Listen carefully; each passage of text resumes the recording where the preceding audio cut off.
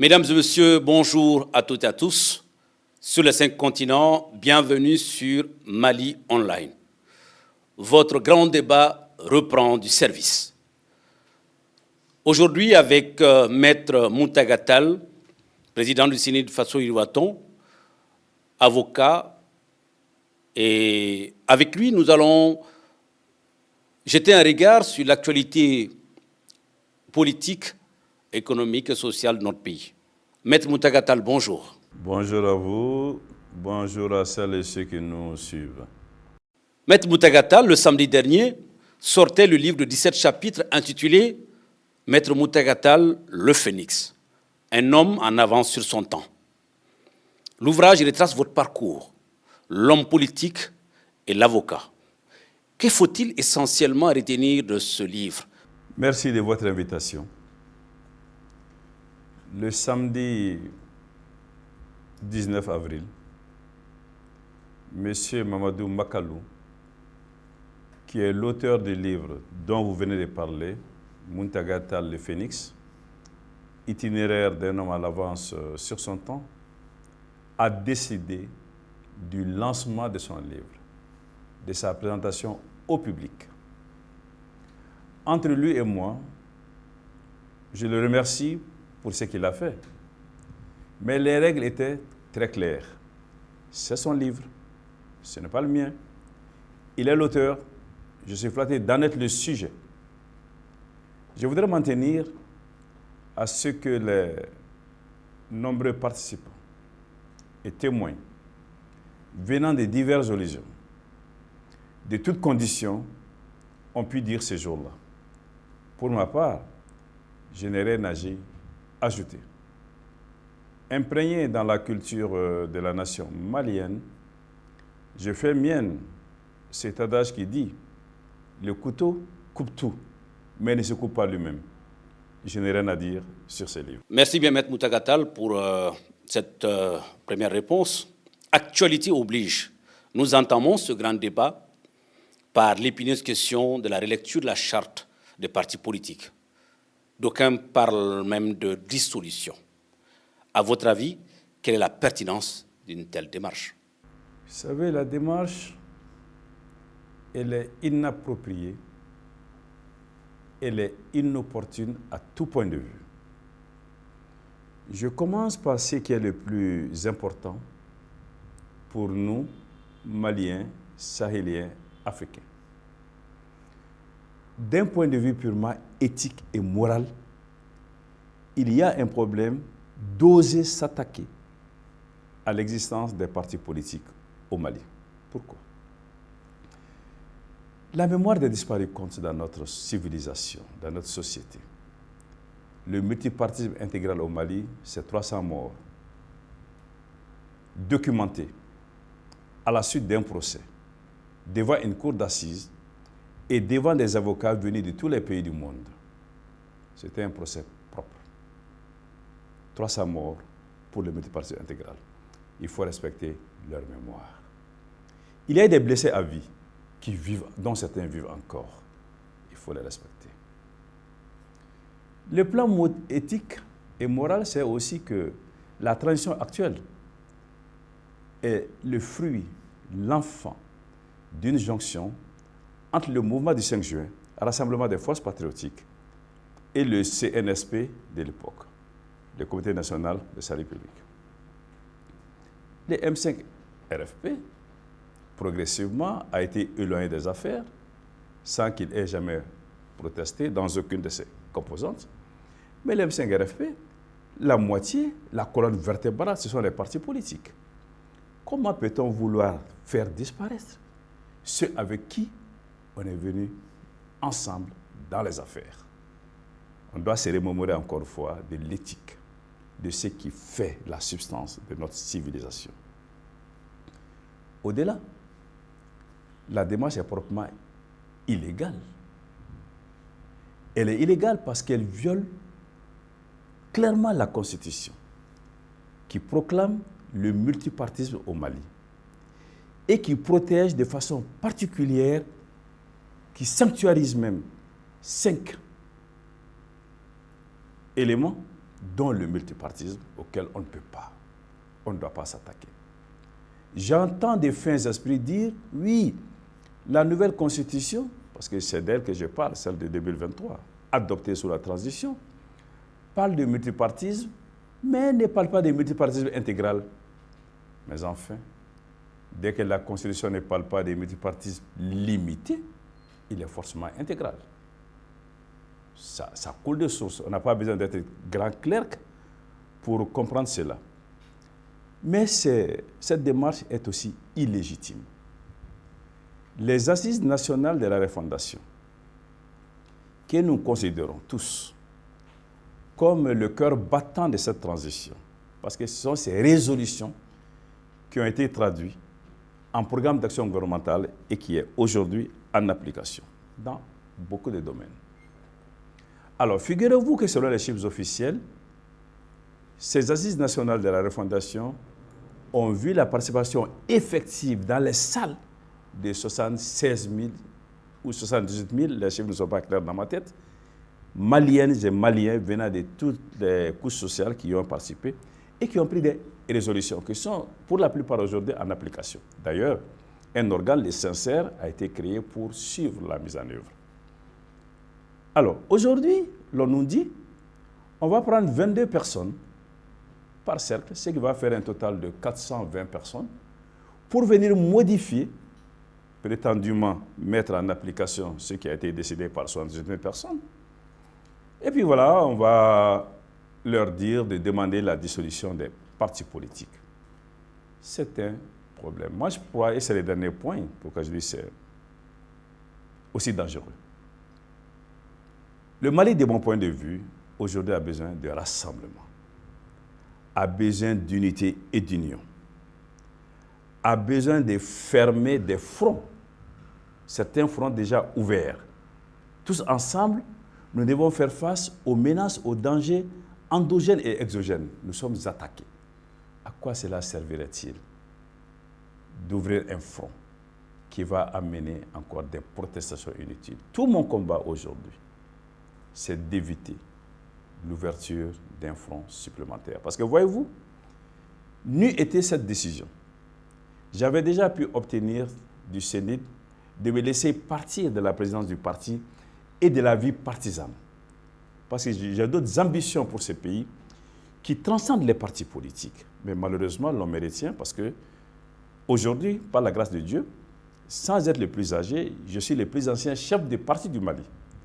Je ne peux pas tourner le dos au moment où il y a des ambitions assassines pour les partis politiques. Alors, Maître Moutaga Tall, si la motivation d'une telle réflexion était l'assainissement de l'environnement politique de notre pays, on va jusqu'à prendre exemple sur le Sénat de Faso Irouaton, qui aujourd'hui a donné une dizaine de succursales ou de filiales de partis politiques.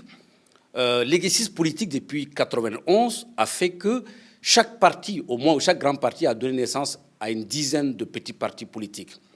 Si l'on juge aujourd'hui ce pléthore que vous-même en son temps avez dénoncé, qui donne sujet également à la transhumance politique, si aujourd'hui ça s'imposait de trouver également un assainissement politique par ce biais, est-ce que ce n'est pas une bonne idée? Pour la vérité historique, le Sénat de Faso Irouaton n'a donné naissance qu'à un seul parti politique, pas deux, un seul.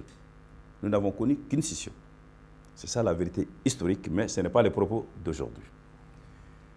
Mais, réduire le nombre de partis politiques, parce que c'est de cela que vous parlez, je l'ai plaidé. J'ai dit plus d'une fois que l'émiettement est notre principal ennemi et qu'il n'est bon ni pour les partis politiques, ni pour le Mali, ni pour les Maliens. C'est acté, c'est entendu. C'est pour ça. Lorsque le ministre délégué, chargé des réformes politiques, délégué auprès du Premier ministre, chargé des réformes politiques et de l'appui ou du soutien au processus électoral, a fait une lettre au parti pour leur dire « réfléchissez et faites-moi part de vos réflexions sur la charte des partis politiques », mais de façon unanime, les partis politiques ont adhéré à l'idée de rationaliser de diminuer le nombre de partis politiques. Donc vous avez donné le go. Mais nous sommes d'accord. Tout le monde sait que on parle de 300 partis, ça ne correspond à rien. En vérité, il y a autour de 140 partis politiques, c'est énorme. Mais lorsque l'on prend la Cour des comptes qui chaque année examine les comptes des partis politiques, il en reste 40. Mais c'est encore beaucoup 40. Toujours dit par des mesures incitatives, sur la base des discussions, on peut arriver à réduire ce nombre de partis. Comment? Si vous durcissez les conditions de création des partis politiques, c'est à quoi les partis politiques ont donné leur accord.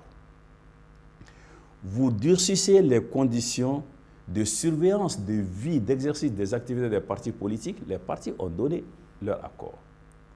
Vous réduisez drastiquement le montant de l'aide publique, qui est une subvention, ce qui n'est qu'une subvention. Les partis ont donné leur accord. Vous mettez en place un système de contrôle encore plus rigide, plutôt des sanctions, parce que le contrôle, il est là aujourd'hui par la Cour des comptes, et croyez-moi, il va au fond des choses. Mais il faut sanctionner ceux qui n'utilisent pas à bon escient les deniers publics ou ceux qui ne déposent pas leur compte. Tout cela, les partis politiques sont d'accord. Mais alors, quel est l'intérêt de défoncer une porte ouverte? Qu'est-ce qui n'est pas dit? Oui, les partis sont d'accord pour la réduction de leur nombre, pour des conditions drastiques de financement, pour la fin du nomadisme politique. Voici les 3 points sur lesquels les assises... Alors, si vous êtes d'accord, pourquoi autant d'agitation sur quelque chose que vous avez vous-même acté? C'est incompréhensible, parce qu'on est allé dans la logique de la dissolution des partis que les assises n'ont pas préconisé. Au contraire, les assises ont acté l'existence des partis politiques, ont accepté leur existence et ont dit on va travailler pour les rendre meilleurs. Mais ce qui est en cours aujourd'hui, sous prétexte de mettre en application les résolutions des assises nationales de la Fondation, c'est de les violer, de les piétiner et de dire on va les dissoudre. Mais est-ce que le résultat n'est pas le même? Aller par un procédé ou aller par fracas, est-ce que ce n'est pas le même résultat dans la mesure où vous avez donné l'autorisation qu'on puisse mettre des critères Mon cher Sampi, sauf le respect que je vous dois, on ne peut pas dire que soigner et tuer, c'est la même chose. Soigner, c'est faire en sorte que les partis politiques obéissent à certains critères. Tuer, c'est dissoudre. Ce n'est pas la même chose. On tue à l'abattoir, on soigne à l'hôpital. Et je vous dis, sous cette transition, la plus grande légitimité, à moins que l'on organise un référendum sur un sujet, ce sont les assises nationales de la refondation.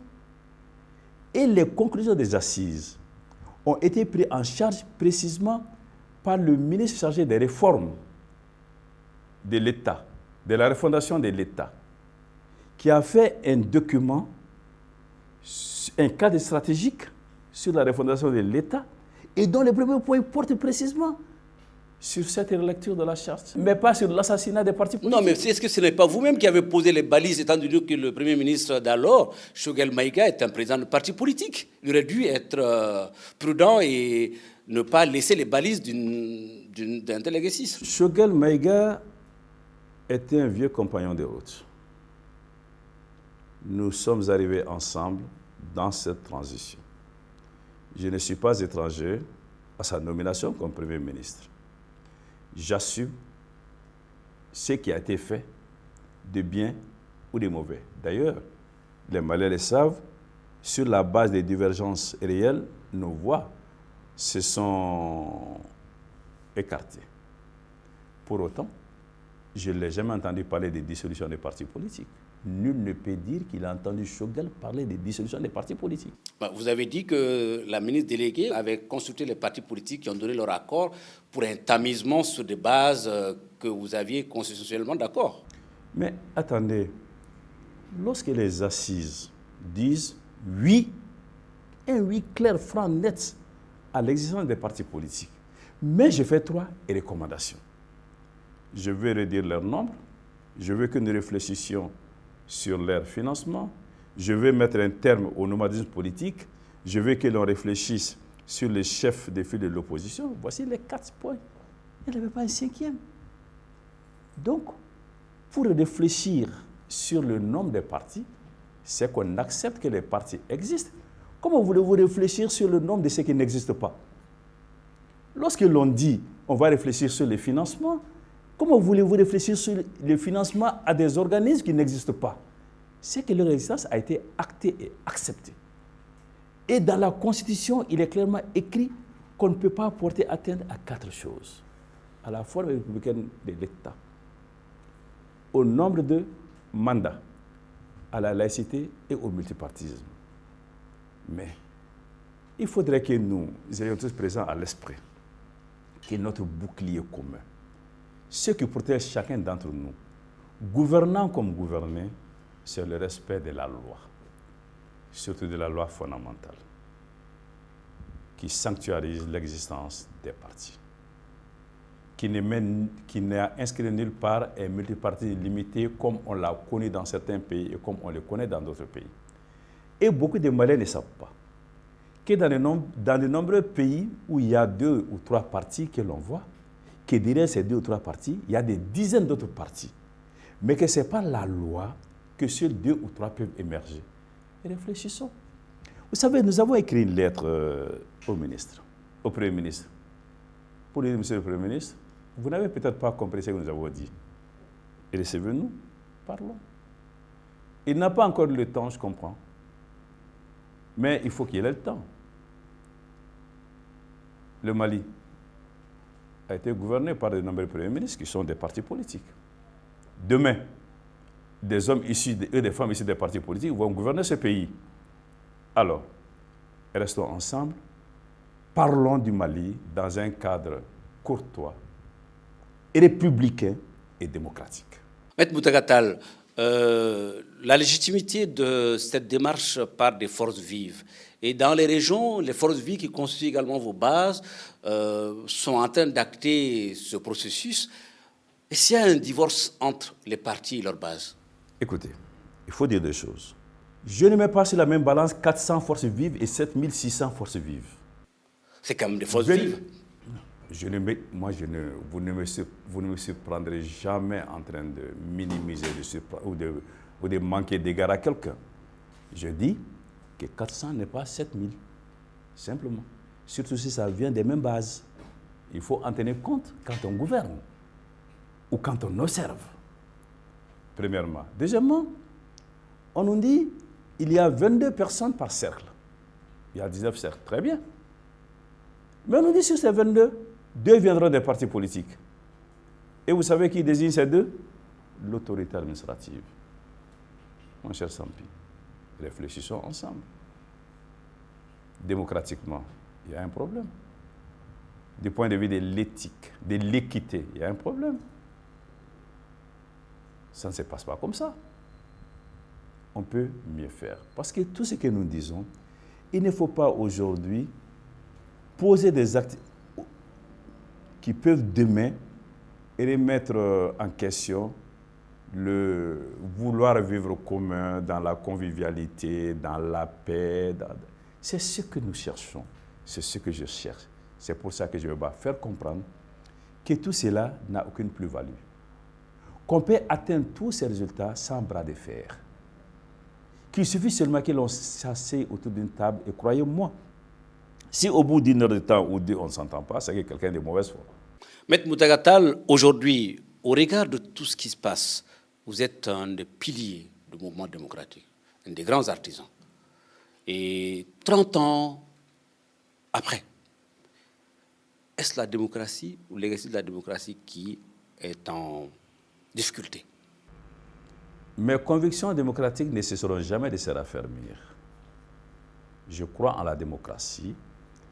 Je suis certain, je sais que c'est le meilleur des systèmes et que pour les remplacer, il n'y a que la dictature et provisoirement le populisme qui ne conduit à rien.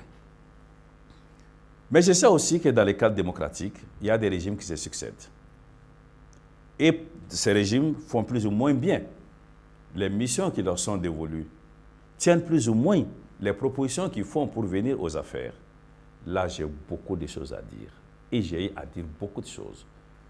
Concernant les partis politiques, mais pas que les partis politiques. Parce que souvenez-nous que dans ce pays, les partis politiques ont gouverné 20 ans et d'autres couches de la société 40 ans. Donc on ne peut pas dire que les partis politiques sont comptables de tous les succès et de tous les échecs.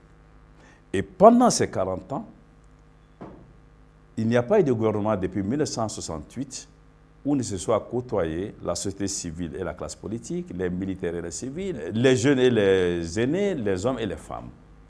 Donc, il y a un problème.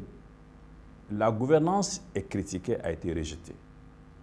Mais c'est une gouvernance de 20 ans politique et de 20 ans non politique, et de 40 années non politiques. Nous devons sereinement, sans manipulation, tirer les enseignements. Veillez à ce que la gouvernance change. Je me suis battu pour. Je suis un des concepteurs, pas le concepteur, un des concepteurs, un des acteurs de la refondation.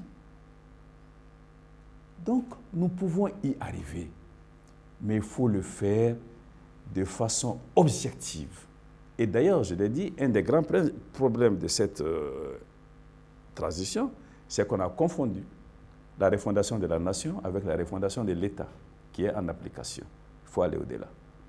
Maître Moutaga Tall, aujourd'hui, la chose politique est devenue tellement dévalorisée que le politique est assimilé à quelqu'un qui n'a pas de vertu. Et beaucoup prennent référence sur des regroupements souvent qui sont contre nature.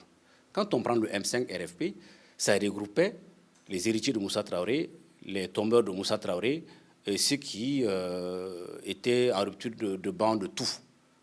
Comment est-ce que les politiques peuvent se retrouver sous des coupelles comme ça et pour là dire que nous avons de la vertu, nous faisons l'exercice démocratique? Pour quelqu'un qui est artisan de la démocratie, ça semble bizarre.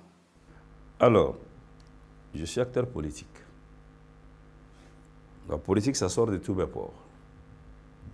J'ai dit, il y a 25 ans, c'est un seul Malien. Apporte un début de constat de preuve que j'ai failli à l'éthique, à la morale, dans ma vie publique, que j'ai touché un seul centime de données publiques, je quitte la scène politique. Alors, si personne n'a jamais pu le dire, si au contraire, le samedi dernier, vous l'avez dit, 19 avril, il y a eu plutôt des témoignages de personnes qui n'attendaient rien de moi. Mais il y a combien de Moutaga Tall dans... J'arrive. Ce serait ma conclusion. Ce serait un tort de dire que tous les hommes politiques sont des ripoux, sont des pourris. Ce serait injuste. Mais il n'y a pas qu'un seul Moutaga Tall. Il y en a beaucoup. Mais il y a des hommes politiques qui ont failli. Il y a des gouvernances qui ont été des échecs. Il faut donc sérier les choses. Avoir le courage, mais simplement le courage d'identifier les responsables. Mais est-ce que ce ne serait pas trop demandé aux populations? Parce que tantôt, la nuit, on est noir, le jour, on est blanc, après, on est jaune. Et finalement, comment est-ce qu'il va se retrouver? La population d'être honnête que de leur dire jeter les bébés avec l'eau du bain. Il ne faut pas demander à la population de jeter les bébés avec l'eau du bain. Ça ne se fait pas. On jette l'eau sale, on les remplace, on essuie les bébés dans une autre eau. En fait, ce qui est en cours est dangereux. Il est faux d'abord.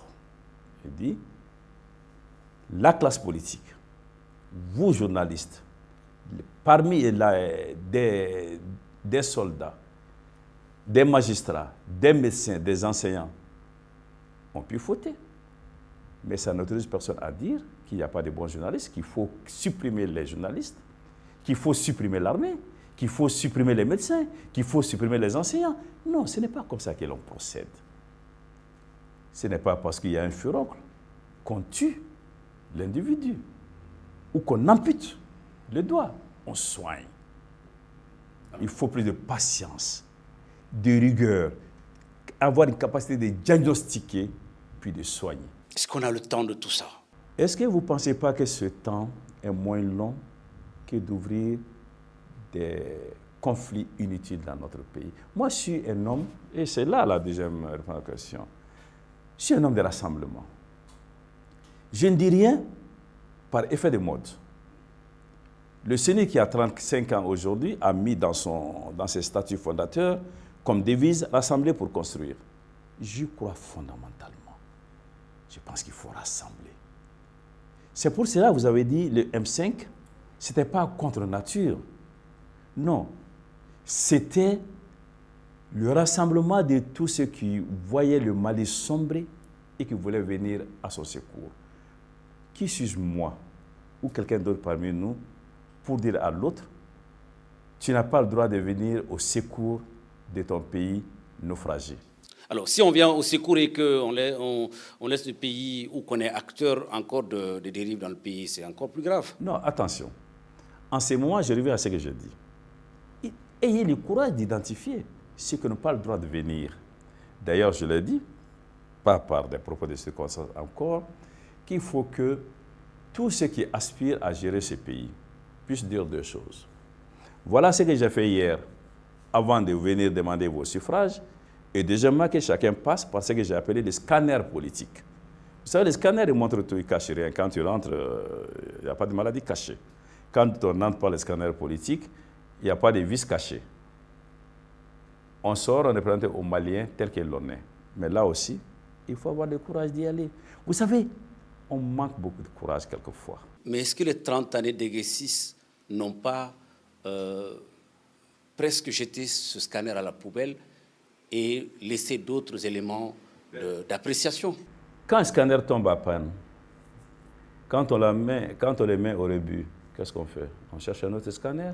On ne laisse pas les malades mourir. Bah, ceux qui ont jeté le scanner ne vont pas vouloir encore revenir être à la mallette ou sur le scanner. C'est qui, c'est ceux qui ont fait ça? Les mouvements démocratiques. Ah bon, le mouvement démocratique a gouverné le Mali 14 mois. Permettez-moi de vous le dire, c'est 60 ans d'indépendance, 65 ans d'indépendance. 14 mois, c'est peu. Je ne dis pas 14 ans, hein. Je dis 14 mois sur 60 ans, 65 ans d'indépendance. En ce sens. Mais le mouvement démocratique, dans sa gouvernance, c'était du 26 mars 1991 au 2 juin 1992, au 8 juin 1992, c'est tout. Au-delà, il y a eu des gouvernances avant le mouvement démocratique. Il y a eu des régimes qui se sont succédés après le mouvement démocratique. Mais qui sont tous acteurs du mouvement démocratique. Non, je suis désolé. Moi, Alpha Marconaré est acteur du mouvement démocratique. Je suis allé en prison 3 ans. Moi qui ai combattu un certain nombre de pratiques dans la presse, dans la rue, devant les tribunaux, chez vous, les journalistes, vous allez me rendre comptable de ce que j'ai combattu? Écoute, il faut assainir le débat. Il faut les clarifier. Et il faut les clarifier. Alors, et si on clarifie qu'on puisse ôter Maître Moutaga Tall qui est clean, entre guillemets, dites-moi que je ne suis pas clean et je quitte, je me lève, je m'en vais, je dis je démissionne. Alors, donc, si on enlève les guillemets, voilà. Maître Moutaga Tall peut aujourd'hui être l'un des rares vertueux de ce système, mais c'est un système quand même qui a regroupé des centaines de personnes qui ont géré le pays. Mais pourquoi vous voulez que ce soit un des rares? Je vais vous dire une chose. Les non-vertueux sont infiniment moins nombreux que les vertueux.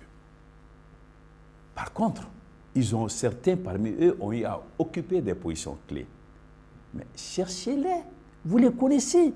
Ne les cherchez même pas, vous les connaissez. Nommez-les. Ayez du courage. Bah alors, pour une population, quand 100 personnes se mettent ensemble, qu'il y a 2 bons et 98 mauvais, alors je pense que la majorité l'emporte sur la minorité. Moi, j'inverserais la proportion. Il y a 98 bons, il y a 2 mauvais, c'est comme les sacs d'arachide. Vous en mettez 2 de mauvais, tous les sacs... Vu que le sac est mauvais, Maître Moutaga Tall. Tous les sacs risquent d'être pourris. Non, il est pourri aujourd'hui. En ce moment, vous veillez à ne pas mettre les 2 qui sont pourris, vous les mettez de côté. Mais vous ne jetez pas le sac d'arachide. Alors, comment faire aujourd'hui pour aller sur une bonne rampe de lancement et remettre de l'ordre dans tout ça, content du fait que nous sommes sur la braise et qu'on doit manœuvrer? Il nous faut faire des choix très clairs. Il nous faut choisir la voie de la République et de la démocratie. Ce qui veut dire la suggestion, la soumission de l'État à sa propre légalité. Il nous faut respecter nos textes, premièrement. Et tous nos textes. Les textes constitutionnels, les textes infraconstitutionnels, les textes qui permettent d'arrêter ou de ne pas arrêter, de juger ou de ne pas juger, d'être juste à l'égard de tous les citoyens, il faut respecter nos textes. Il nous faut assainir la classe politique. Comment? Pas l'assassiner. Nous avons fait des propositions consensuelles sur 4 pages que nous avons transmises au gouvernement. Nous ne demandons qu'une seule chose. Appelez-nous pour en discuter. Si au terme de nos discussions, vous constatez que ce n'est pas bon, on déchire, on met dans la poubelle. Si vous constatez que c'est bon, on prend. Si vous pensez qu'il y a des parties qui sont bonnes et d'autres qui ne sont pas bonnes. Alors comment va se faire ce tri? Parce que tout le problème est à ce niveau, Maître Mountaga Tall. Écoutez, vous savez, les partis politiques, le gouvernement, sont d'égale responsabilité vis-à-vis de notre pays. Nous sommes des majeurs. Nous avons l'ambition, ou nous sommes en mission pour diriger ce pays.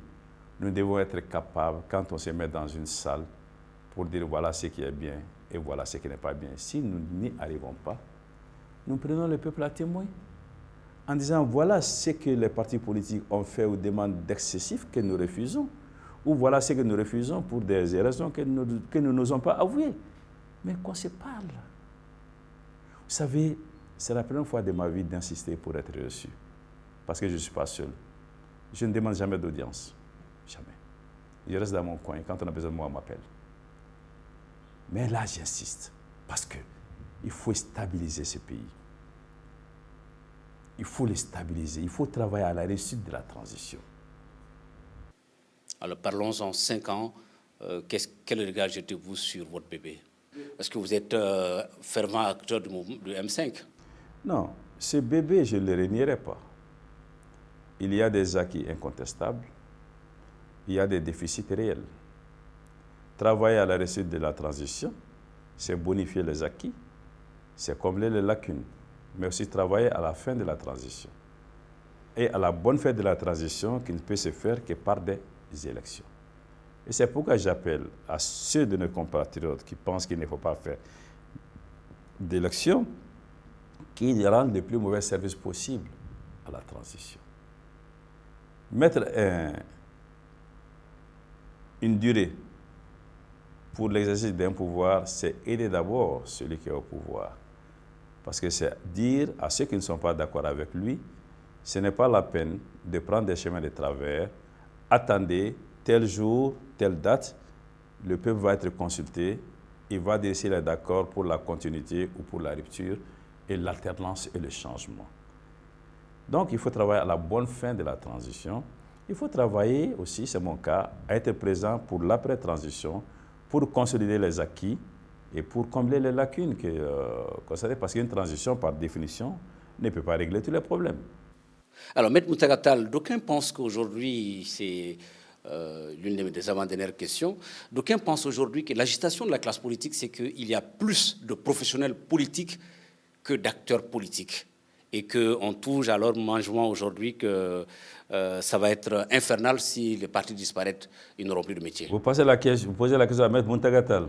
Oui, observateur. Je n'ai jamais vécu des subsides de l'État. Je n'en vivrai jamais. Avant-hier, le bâtonnier a témoigné que M. Mountaga Tall est présent pour toutes les activités du barreau.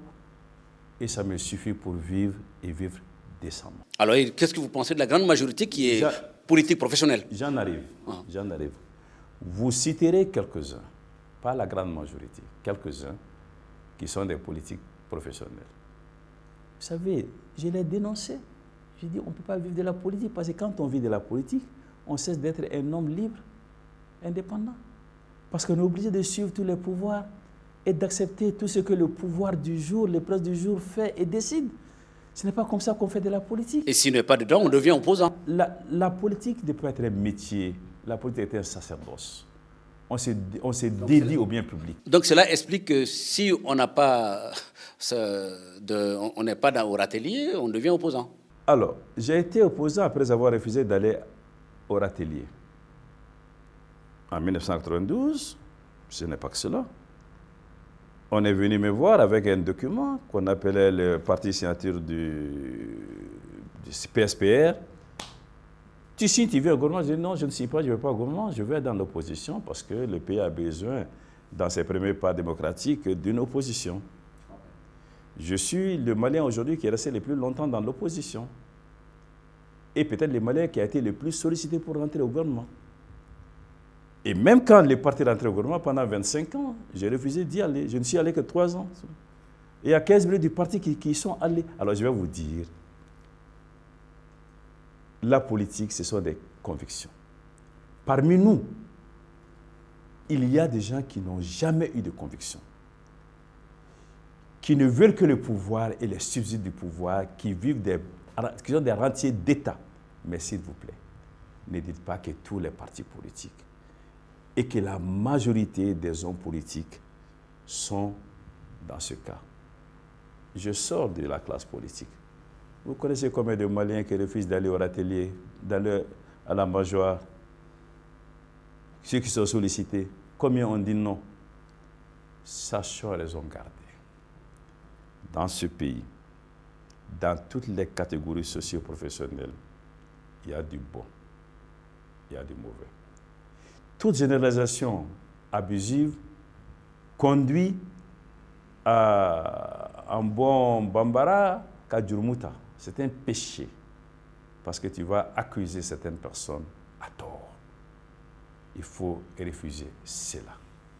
Encore une fois, nous avons besoin d'ausculter notre passé et notre présent, sans parti pris et sans volonté de liquider un groupe socio-professionnel de notre pays.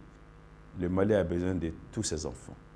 Ceux qui ne voudraient pas aujourd'hui le progrès du pays vont s'auto-exclure. Mais il ne doit pas avoir des politiques publiques d'exclusion. M. Moutaga Tall, avec ce nouveau débat de Mali Online, j'ai une question toujours à la fin avec un politique. Si jamais M. Tall était à la gouvernance, tout ce qu'on vient de dire tout de suite, quelle est en quelques mots la bonne conduite que vous mettrez en route pour qu'il n'y ait plus jamais ça? Je commencerai par dire à mes compatriotes d'éviter les campagnes de l'intérêt de l'extérieur. Voilà ce que j'ai déjà fait pour mon pays. Voilà ce que j'ai donné. Voilà ce que j'ai risqué, y compris ma vie. Et je n'ai rien demandé. Et je peux dire, je n'ai rien obtenu. Mais mes convictions demeurent intactes. Plus que ça, elles se renforcent. Mais j'irai plus loin. Je leur dirais que depuis 30 ans, je vous parle. Personne ne m'a entendu varier. C'est le même discours, c'est la même trajectoire, c'est la même logique. En 1992, je vous ai dit Kokadje, non à la corruption. Aujourd'hui, je le répète. Je vous ai dit la démocratie. Aujourd'hui, je le répète. Je vous dis le mieux-être personnel et collectif. Aujourd'hui, je vous répète. Mais je vous dis, je leur dirai aussi, écoutez, je vous ai dit depuis bien longtemps, je le répète aujourd'hui, que pour réussir une gouvernance, il faut au minimum 2 conditions. Une volonté politique claire. Je dirais à mes compatriotes, je l'ai, vous en êtes témoins. Je dirais aussi une vision. Depuis des décennies, je décline un programme. N'en déplaise à ceux qui disent que les hommes politiques n'ont pas de programme, je décline un programme qui est sur Internet. Et dont les réalisations aujourd'hui se voient. Quelle est aujourd'hui, sous cette transition, une des mesures les plus applaudies? Ce n'est pas les légitimités traditionnelles qui sont reconnues et décorées. Qui l'a dit le premier au Mali? Qui l'a mis dans son programme depuis 25 ans? La personne s'appelle Moutaga Tall. Alors, j'aurais beaucoup de choses à me dire. Non pas en termes de promesses, hein, mais en termes de je vous avais dit ou je l'ai fait, ou j'ai subi. Ce n'est pas rien. M. Moutaga Tall, dernier mot. Si vous avez, en tant qu'acteur politique, pas les moindres depuis presque 40 ans, si vous donnez un conseil et aux autorités, à la classe politique, en étant un simple observateur, qu'est-ce que vous avez à dire? Rassemblement autour de la patrie. Rassemblement autour de la patrie. Rassemblement patriotique. Rassemblons-nous autour du Mali. Grand malade qui a besoin de ses enfants pour le relever. Mesdames et messieurs, nous en arrivons à terme de ce premier débat, du grand débat comeback de Mali Online. Au plaisir d'avoir retrouvé Maître Mountaga Tall, franc, direct. Mesdames et messieurs, merci de votre constante et fidèle regard et écoute. À la prochaine, Inch'Allah.